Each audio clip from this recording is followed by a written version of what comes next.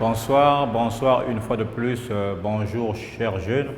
Comme j'ai toujours l'habitude de dire, cela dépend de l'endroit où vous me recevez à cet instant. Je vous connais très ponctuel. Nombreux ont déjà pris donc le goût de ces enseignements. Nous ne faisons pas les mathématiques en totalité, comme je l'ai toujours dit. Nous ne modifions rien dans l'enseignement des mathématiques. Ce que nous faisons, ce que je veux faire, c'est de vous garder dans la flamme de la connaissance, dans le bain de l'école pendant ces moments difficiles. Donc bienvenue dans notre instant de divertissement, bienvenue dans notre école en temps de coronavirus. Alors soyons positifs, chers jeunes, continuons à apprendre dans ces moments difficiles.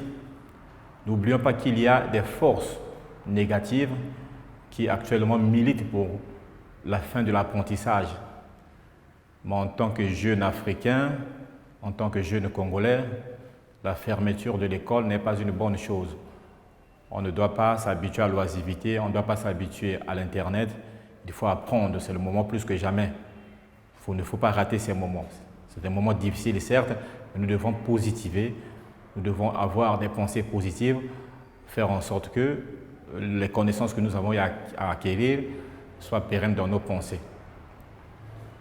Alors, une jeunesse éduquée est une chance pour un pays. Une jeunesse éduquée est l'unique chance que l'Afrique peut avoir. Parce que des jeunes éduqués sauront ce que c'est que l'impôt, les taxes. Des jeunes éduqués sauront ce que c'est que payer toutes les redevances. Il faut être éduqué, il faut aimer l'éducation. C'est une très bonne chose. Malgré notre jeune âge, nous devons apprendre. Voilà. Vous voyez que vous avez un certain nombre d'aptitudes que vous développez en dehors de l'école. Vous voyez, ces aptitudes-là, si vous les développez dans le domaine de l'école, je pense que l'école serait facile. Serait facile pour vous. Vous voyez, tu es une jeune fille, tu sors de l'école à 17 h. À 17 h, tu enrôles tous les parents. Voilà. Tu enrôles tous les parents, tu prends des chemins contraires que les parents ne connaissent pas. Mais cette intelligence-là, cette manière de faire, imaginez un seul instant, si nous pouvons convertir cela dans l'éducation, ça serait une très bonne chose. Très bonne chose pour les jeunes filles. Regardez comment une jeune fille, le premier jour qu'elle se prépare pour aller connaître le premier homme de sa vie. Vous vous rappelez, chère jeune fille, comment cela se passe. Tu as des habits de circonstances. Tu programmes tout un matin. Et tu as toutes les astuces, toutes les manières d'enrôler les parents. Les parents ne sont pas au courant.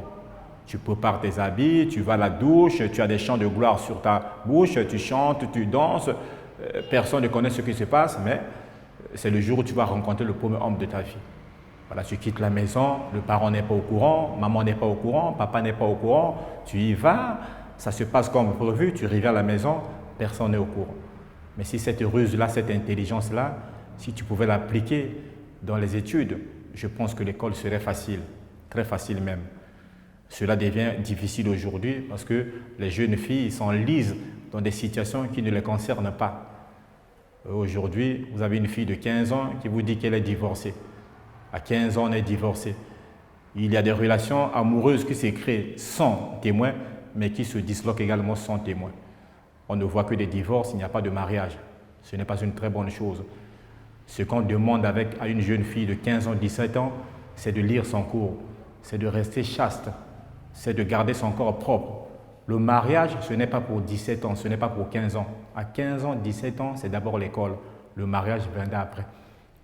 Vous verrez à l'église une jeune fille de 15 ans, 17 ans se battre, dépense toute l'énergie à chasser l'esprit de célibat. Mais à cet âge-là, qui t'a dit que tu es célibataire? C'est le moment de lire. C'est la raison pour laquelle aujourd'hui, vous voyez des jeunes filles, 15 ans, 17 ans, comme je le répète, souffrent des maux dont les parents devaient souffrir. Vous voyez déjà, il y a des blessures intérieures. Quand tu commences à souffrir des blessures intérieures dues à des déceptions à l'âge de 17 ans, de 15 ans, et que feras-tu quand tu auras 35 ans? Ce sont des problèmes réservés aux parents. Ce n'est pas toi la jeune fille. Tu dois te mettre au travail. Tu dois te mettre au travail. Trop de séparations, trop de divorces à bas âge, trop de déceptions amoureuses vont infecter ta conscience. et cela te mettra dans des troubles où tu ne pourras plus résoudre à la longue. Dans des maisons aujourd'hui, on voit dans une famille où papa est dessus, maman est dessus, l'enfant est dessus au même moment. Papa est dessus par une gamine dans la rue, maman est dessus par papa et la jeune fille est dessus par un petit délinquant de la rue. Alors, cette déception va affecter votre conscience et cela vous poussera, n'est-ce pas, à ne pas bien lire. Voilà. Tu es un jeune garçon de 17 ans, tu arrives à la maison après les cours, on voit l'engouement, la force avec laquelle tu ouvres les feuilles de manioc. C'est extraordinaire. Tu as la foi que derrière ces feuilles-là ne se trouve pas un serpent, mais le manioc. Personne ne te montre où se trouve ta nourriture, mais tu as la capacité de savoir là où se trouve la nourriture. Mais si cette force-là, cette intelligence-là, tu l'as appliquée à lire ton cours, je pense que le l'école serait aussi facile. On doit faire un effort de lire. Parce que l'éducation, c'est la base de tout développement, même au niveau de la famille, même au niveau de la nation. Voilà, pour ce soir, nous allons voir une notion très importante, très importante. La plupart des enfants m'ont toujours posé la question de savoir pourquoi la fonction exponentielle est l'unique fonction que nous avons étudiée en terminale à être sa propre dérivée et sa propre primitive. C'est-à-dire, nous allons répondre à la question de savoir pourquoi la dérivée d'exponentielle de x c'est égal à exponentielle de x. Voilà, comme je le dis, nous sommes en période de coronavirus. Nous allons inventer des anecdotes, des astuces pour vous permettre de comprendre ces choses-là. Alors, dans un village, il y avait une jeune demoiselle qu'on appelait Expo. Expo, nous le notons par la lettre E. C'était une jeune demoiselle très modeste et très respectueuse vis-à-vis de sa maman. Expo n'est pas ce genre de jeune fille que nous avons aujourd'hui. Lorsque la maman lui demande d'aller dans la chambre, de mettre la camisole pour aller acheter de l'huile, elle va, elle met la camisole, mais elle revient sur le canapé pour continuer à suivre la télévision. Non.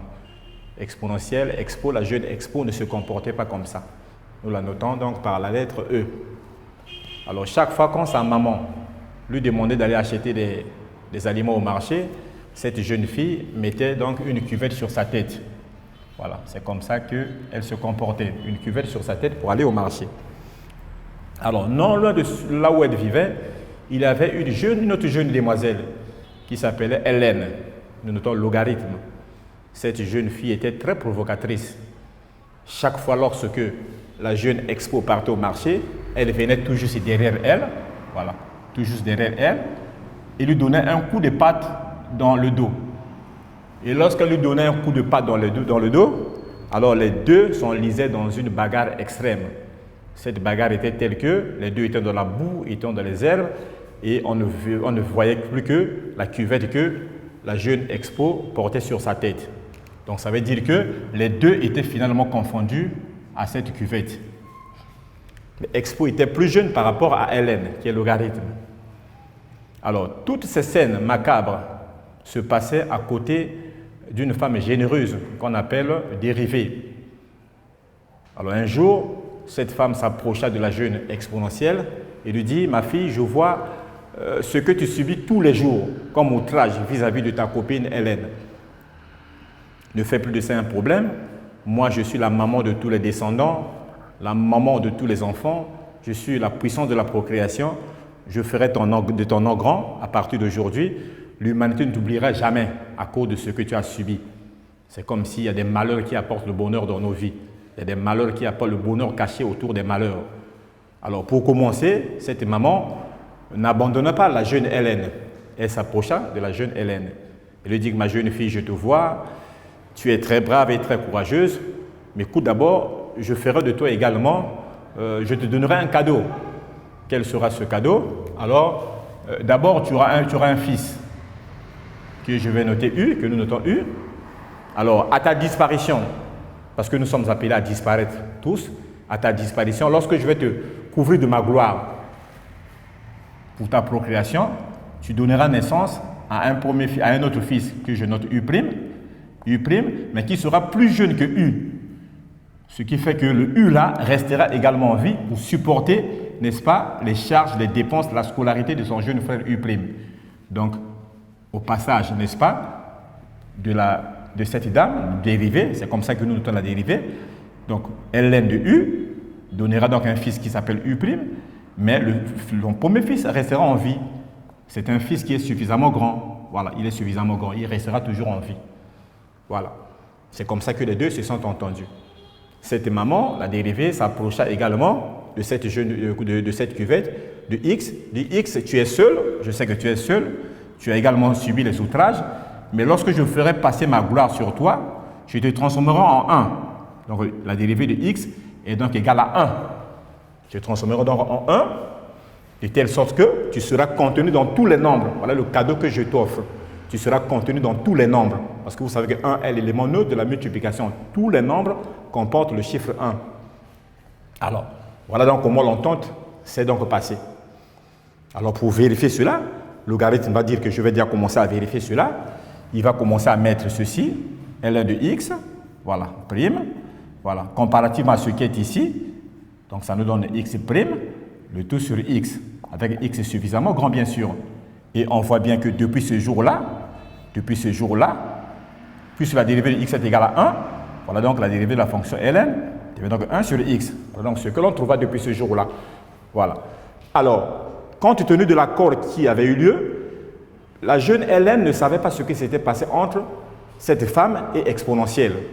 Un jour, comme Hélène était donc appelée à accomplir cette même mission, de provoquer l'autre, un jour en passant, ce même événement avait eu lieu. Hélène venait donc taper encore dans le dos de Expo et la cuvette est tombée. C'est en ce net moment que, cet moment qui s'appelle la dérivée, vient le couvrir de sa gloire. Voilà, les deux membres, on couvre de la gloire de la dérivée, de la descendance. À partir de ceci, comparativement à l'accord qui avait eu lieu, ce qui donnera donc expo de x', parce qu'on a u' sur u, le tout sur expo de x. Voilà. Et compte tenu de ce qu'on avait vu, la dérivée de x est égale à 1. Voilà. Lorsque nous arrivons ici, on voit bien que nous avons le rapport de 2 grandeurs qui donne 1. Or, lorsque le rapport de 2 grandeurs nous donne 1, cela veut dire que ces deux grandeurs-là sont égales. Nous savons que 2 sur 2 égale à 1, 3 sur 3 égale à 1, 4 sur 4 égale à 1. Si expo de x' sur expo de x est égal à 1, alors cela veut dire que expo de x' est donc égal à expo de x. Voilà comment, depuis ce jour-là, la fonction exponentielle ne disparaîtra plus. Elle est donc égale à sa propre dérivée. De génération en génération, les autres fonctions peuvent disparaître, peuvent prendre d'autres formes, mais lorsque la gloire de la dérivée passera sur la fonction exponentielle, elle se transformera, n'est-ce pas, en elle-même. Alors, ça ne s'est pas arrêté par là. Le 1 va constater quelque chose. Il va constater que je peux me placer ici. Depuis ce jour-là, on pouvait donc écrire expo de x' est donc égal à 1 fois expo de x. Parce que 1, c'est qu'il est l'élément neutre de la multiplication. Alors, en tenant compte de ceci, il sait bien que moins 1, c'est aussi ceci. Donc, on pouvait donc écrire expo de x'. Voilà, expo de x' est donc égal à x', expo de x. Alors, en regardant ceci, toutes les fonctions qui s'appellent u vont revendiquer ce droit-là. Vont dire que ce privilège ne doit pas être seulement accordé à x. Nous aussi, nous avons droit à ce privilège-là. C'est ainsi que, d'une manière générale, même si la fonction u n'est pas connue, la dérivée donc de la fonction exponentielle, comparativement à ce qui se passe ici, on aura donc u', expo de u. Voilà donc depuis ce jour-là. Voilà donc comment tout est parti. Voilà. Nous ne changeons pas l'enseignement des mathématiques, mais nous profitons pendant cette période difficile, pendant cette période de coronavirus, d'inventer un certain nombre d'astuces, d'inventer un certain nombre d'anecdotes qui nous permettront, n'est-ce pas, de pérenniser nos connaissances. Voilà donc pour aujourd'hui, on s'arrête par là. J'ai été très ravi, très content d'être en votre compagnie. Nous avons vu comment la fonction exponentielle est sa propre dérivée avec tout ce qui suit. Pérennisons la connaissance. Jusque-là, portez-vous bien. À nous revoir la semaine prochaine pour d'autres astuces. Merci beaucoup.